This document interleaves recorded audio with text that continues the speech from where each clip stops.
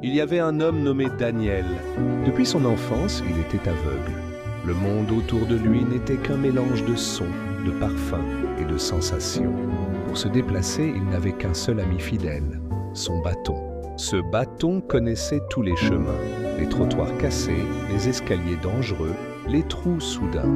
Daniel le serrait contre son cœur, comme s'il s'agissait de sa propre vie. Chaque matin, il quittait sa petite maison en murmurant « Seigneur, sois mes yeux et que ce bâton soit mes pas ». Les gens du quartier avaient l'habitude de le voir passer.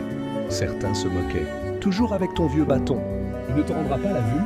Mais Daniel n'en tenait pas compte.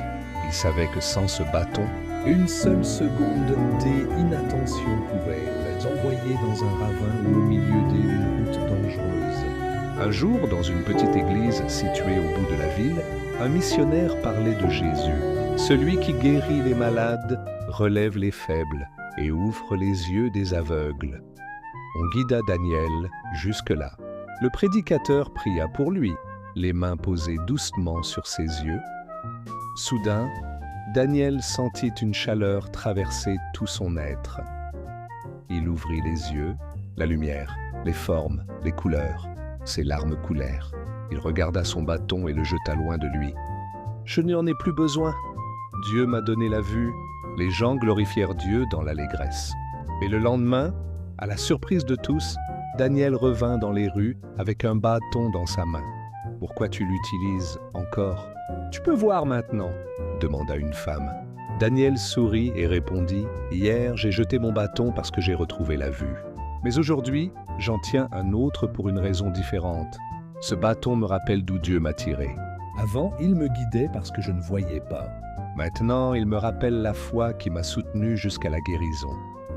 Je garderai un bâton non par peur du noir, mais pour ne jamais oublier la lumière. » Ainsi, chaque fois qu'on lui posait la question, Daniel souriait et racontait son histoire.